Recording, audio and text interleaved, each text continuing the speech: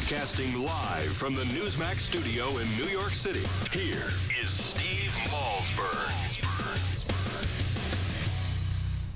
All right, folks, welcome back. We are joined right now by Isaac Chotiner. He's the senior editor of the New Republic. And Isaac, welcome aboard. Great to talk to you, sir. Thanks for having me. Well, it's my pleasure. All right, we have a lot to get to. And most strikingly, a piece that you wrote about just the other day, you were talking about a piece in the June issue of the Atlantic about a debate on reparations for slavery. Now, I haven't heard this brought up in quite some time. I've always felt that if he could, Barack Obama would bring it up as an issue and would certainly favor it. That's just my opinion. But why does the author of that article that you wrote so extensively about believe that we should all get ready for another debate over this issue?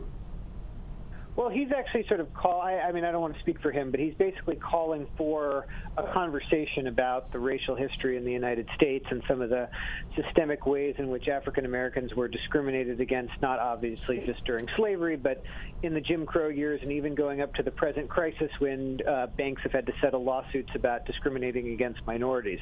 And so he's sort of calling for that larger conversation. Yeah, and let me just write something or read something that he wrote. I think I'm quoting him here. What I'm talking about is a national reckoning that would lead to a spiritual renewal. Reparations would mean the end of scarfing hot dogs on the 4th of July while denying the facts of our heritage. It sounds like he's got a problem with America in general. I don't think that's a fair judgment to make. I think he's saying that as Americans we should know our history and not just aspects of it. Well, on the 4th of July, if you know your history, it's a day of celebration of our history. There are those who take holidays that celebrate our history, such as Thanksgiving, 4th of July, and try to mold it into their own anti-American agenda. And I think by talking about reparations and then bringing up the 4th of July and criticizing those who would eat hot dogs and celebrate, I think he is attacking our history and who we are as a people. That's how I see it. I think that if you talk about American history, you're not being anti-American. Well, it depends on how you talk about American history. If you look at it, well, if you look at the 4th of July as a... Go ahead.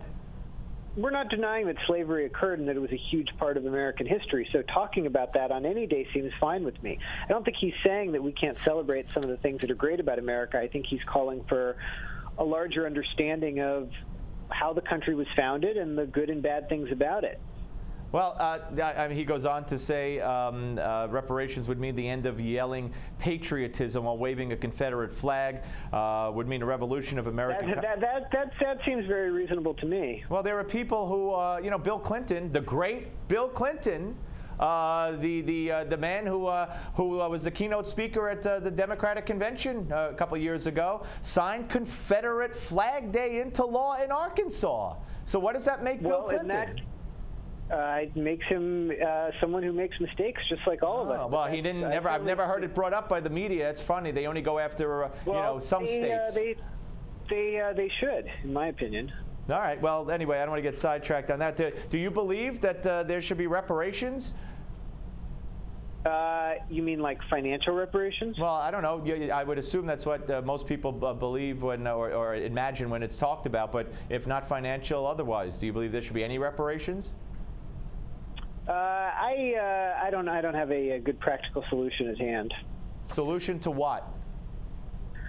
Our racial problems and the problems of our racial history that have given us so many racial problems today. So you think that slavery is responsible for blacks' problems today? Well, I don't think slavery is responsible for everything. I think when you live in a society that has a long, long history of slavery and then a long history of segregation and then a long history of discrimination after that, yes, it breeds societal problems. Well, I mean, one would argue that this, first of all, it's important to point out, as reprehensible and disgusting as slavery was, and as ashamed as we should be of it, and I am, nonetheless, it wasn't invented by the United States. And in fact, it was the African nations that sold these people to not only the United States, but many, many other countries. And that there's slavery going on today in African countries, black on black slavery. I don't think the fact that African countries had a role in slavery, or indeed that slavery goes goes on today has any connection to what he's talking about. Obviously, those things are horrible and should be criticized and dealt with. But it's only us Americans, generation after generation. Wait, let me finish. It's only us Americans who are 10 generations removed that should somehow come up with, open our wallets and give it to people who weren't even remotely around then. That makes sense. I don't know that he's saying only Americans. He's an American writing a piece about Americans. Yeah, well, I'm saying though, but I mean, why should my son give money to someone else's kid who, or why should I give money to somebody who I had nothing to do with slavery, and the person who's going to get the money had nothing to do with slavery? I mean, that's insane. Well, I don't know that he's not. At no point in the piece does he say that people should be forced to fork over money for the sin of slavery. He's talking about coming up with solutions to problems that are problems in part because of our history. Well, again, one could argue, that on many, many levels. I think we've done more as a nation to try to right those wrongs, and have done more to right those wrongs, including decades and decades of affirmative action, which are now, thank goodness, the Supreme Court is deciding more and more is not needed anymore and is unfair and is reverse discrimination. I don't know what short of outright payments we could do as a society to quote unquote remedy what has been done in the past in this country that we haven't already done. Do you? I mean, we could take larger societal steps to stop the types of discrimination that occur today. Like what? Like, for example, housing discrimination, which has been a big part of the financial crisis. In what regard? Housing discrimination, how so? Banks were shown and have settled, for hundreds of millions of dollars, which his piece covers, for discriminating against people in giving housing loans. Well, it was Andrew Cuomo. Presumably, police brutality among against minorities, you would agree is an issue. You may think it's going on less than some people do, but you would admit it's an issue. You would agree that African Americans, many of them go to schools that are underfunded or not working properly. These are not. I would say uninsured. More African Americans are uninsured in terms of the percentage of the population for health care than white Americans. These are all issues. But whose fault is that? First of all, we pay. Let's take a look at Newark, New Jersey, or the money that's spent per capita is over $20,000 a student, and they have the worst results in the country.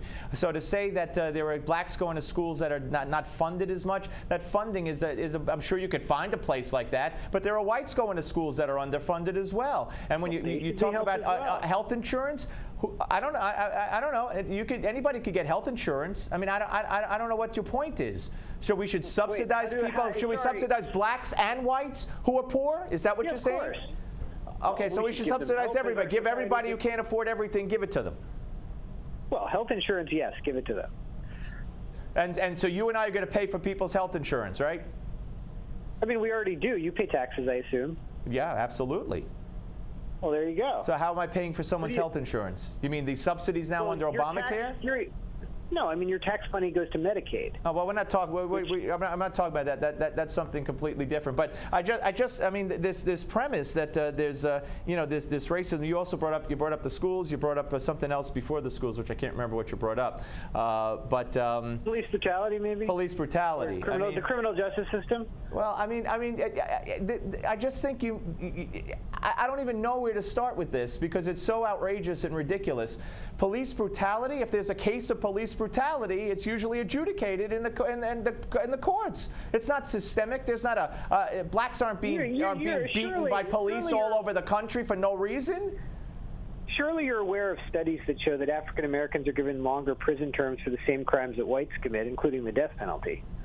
You're talking about the disparity between crack cocaine and the other cocaine? No, I wasn't talking about crack cocaine. I was talking about, I think, basically all crimes. That blacks are more likely to get harsher sentences for the same crimes. I thought you were going to use the usual cry that greater percentage of blacks are locked up in prison than whites, or that the prisons are filled with mostly blacks compared to whites. I mean, you could take statistics and you could twist them into anything you want, but if you're telling me it's that the reason for all this is because we're an unjust, racist society, I got to laugh, to be honest with you.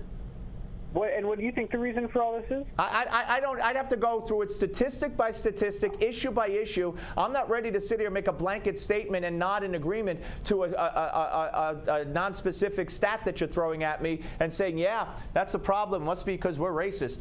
You need a discussion one by one. But I'll tell you what, reparations, financial or otherwise, as they're implied, and reparations implies financial restitution of some sort, is a ridiculous concept. This country will never stand for that, ever, ever, ever.